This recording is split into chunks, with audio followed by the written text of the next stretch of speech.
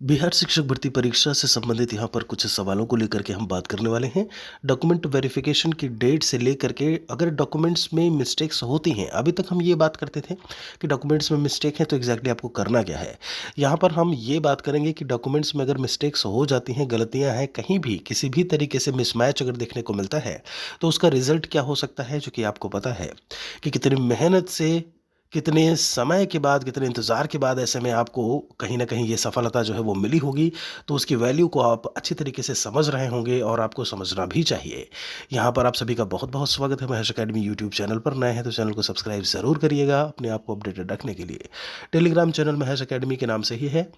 Video के description में link मिल जाएगी, उससे भी जुड़े रहेंगे तो अपडेट मिलती रहेगी। सबसे पहले हम आपको यहाँ पर बता दें, चूँकि काउंसलिंग की डेट को लेकर के लगातार मैसेजेस आ रहे हैं। जब हम कॉन्टैक्ट नंबर दिए तो उस पर चूँकि काफ़ी सारी चीज़ें हम ऑलरेडी बता चुके हैं। बीपीएससी टीआरई 3 काउंसलिंग 2024 नाम की प्लेलिस्ट है। आप जा कर के देखेंगे, यहाँ से भी आपको आई बटन पर प्लेलिस्ट मिल जाएगी, या फिर आप जा कर के देखेंगे, सब कुछ मैंने वहाँ पर पूरी तरीके से बताया हुआ है। फिर भी कोई सवाल बचता है तो कमेंट में पूछिएगा। नवंबर में आपका काउंसलिंग की डेट आएगी कि नहीं आएगी, काफ़ी सारे सवाल हैं। इसके पीछे एक रीज़न है कि अभी तक काउंसलिंग की डेट क्यों नहीं आई, चूँकि टीआरई 1 टीआरई 2 में प्रोसेस बहुत तेज़ी से हो रहा था। यहाँ पर आपको हम बताना चाहेंगे कि अभी 9, 10 और 11, 12 के रिजल्ट का इंतज़ार है। और जब हम एसीएस महोदय, सिद्धार्थ महोदय की बात करते हैं, जो प्रमुख शिक्षा प्रमुख हैं, जब हम बात करते हैं बिहार में, तो ऐसे में अपर मुख्य सचिव की बात करें तो ऐसे में यहाँ पर अभी उनके द्वारा कहा गया है कि मान के चलिए लगभग 1 सप्ताह से 10 दिन लगेगा रिजल्ट आने में। तो ये मान के चलिए कि नवंबर लास्ट कहीं ना कहीं आपका हो जा रहा है। तो संभवतः उनके परीक्षा परिणाम के आने के साथ ही, यानी 9, 10, 11, 12 के परीक्षा परिणाम के आने के साथ ही जो काउंसलिंग की डेट है वो आपकी निर्धारित की जाए। डीवी यानी कि डॉक्यूमेंट वेरिफिकेशन उसी काउंसलिंग में आपका होना है, और जहां जिस ज़िले में आपको अलॉट किया जाएगा वहीं पर आपकी काउंसलिंग होगी। और उसी काउंसलिंग में, जैसा टीआरई 1 टीआरई 2 में हुआ था, अगर उसी को फॉलो करते हैं तो काउंसलिंग के जस्ट बाद आपको जो है उसी दिन सेम डे भेज दिया जाएगा ट्रेनिंग के लिए। ये भी सवाल का आंसर मैं कई वीडियोज़ में दे चुका हूँ, बावजूद उसके कई स्टूडेंट्स पूछ रहे हैं लगातार कि सेम डे भेजेगा कि 10 दिन बाद भेजेगा, हफ्ते भर बाद भेजेगा। देखिए, टीआरई 1 टीआरई 2 में जो हुआ था उसी के बेसिस पर हम यहाँ पर इन्फॉर्मेशन दे रहे हैं। अभी का कुछ परिवर्तन कर देते हैं तो एक अलग बात है। बाकी आपको अपने आप को तैयार करके लेकर के आना है। कई हैं जो पहले से ही जॉब में थे, यहाँ पर आकर के परीक्षा दिए, वो पास हो चुके हैं, और ऐसे में अब वो पूछ रहे हैं कि क्या करना है। तो मैं आपको बता दूं, जब आप वहाँ से आए थे, मतलब नौकरी जहाँ आप कर रहे थे वहाँ से आप यहाँ पेपर देने आए थे, तो क्या आपने एनओसी नो ऑब्जेक्शन सर्टिफिकेट लिया था कि नहीं लिया था? एनओसी नहीं लिया था तब आपकी दिक्कत बढ़ने वाली है, ये बात आप मान के चलिए। एनओसी बहुत ज़रूरी होता है। अदर डिपार्टमेंट में अगर आप जॉब के लिए कोई भी फॉर्म अप्लाई करते हैं, शिक्षा विभाग में ही कर रहे हैं तो एनओसी की ज़रूरत नहीं है, लेकिन उसके अदर डिपार्टमेंट में जाते हैं तो एनओसी की ज़रूरत पड़ती है। आधार से मैं बता चुका हूँ, लिंक होने की बात। एड्रेस डीओबी किसी भी तरीके से अगर आप चेंज करवाते हैं यहाँ पर नोटिफिकेशन फॉर्म भरने के आसपास के उसमें, या अभी, तो फिर आपके लिए दिक्कत, अभी मैं बता दूँ डीबी में तो नहीं दिक्कत होगी, यहाँ कोई दिक्कत समस्या नहीं होगी, काम हो जाएगा।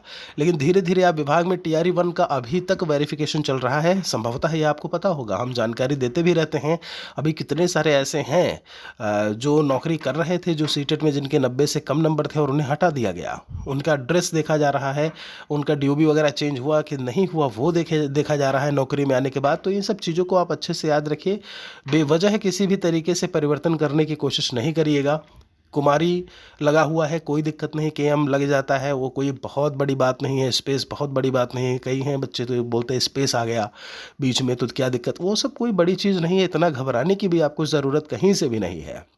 ठीक है, डॉक्यूमेंट्स आपके सही हैं, आप अगर सही हैं, आप सही कैटेगरी से हैं, तो नौकरी आपको मिलेगी ही मिलेगी, ये बात आप मान के रखिए। यहाँ से लेकर के कोर्ट तक सारे रास्ते होते हैं, लेकिन आपको घबराने की ऐसे में ज़रूरत नहीं है। अल्फ़ाबेट वाले मिस्टेक्स हैं तो बिल्कुल एफिडेविट, शपथ पत्र, ये सब बहुत सारे आपके लीगल डॉक्यूमेंट्स होते हैं, उसके बिहाफ पर आप काम कर सकते हो, उन चीज़ों को लगा सकते हो। पासपोर्ट साइज़ की फ़ोटोज़ आप 25-30 कम से कम रखिएगा। अभी से लेकर के आगे तक में बहुत सारा काम आने वाला है, तो फ़ोटोज़ वगैरह अपनी बढ़िया से रखिएगा, और वही फ़ोटोज़ रखिएगा जो कहीं ना कहीं आप अपलोड की थी, तो अच्छा रहेगा। अदर भी हो जाता है तो कोई इशू नहीं है, लेकिन वो रहेगा तो आपको आपकी पहचान करने में बहुत आसानी रहेगी।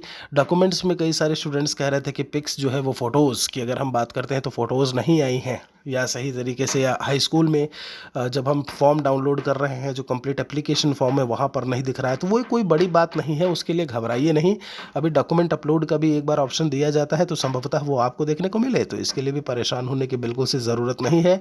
वाटरमार्क वाला डॉक्यूमेंट भी कुछ उसी तरीके से मिलेगा।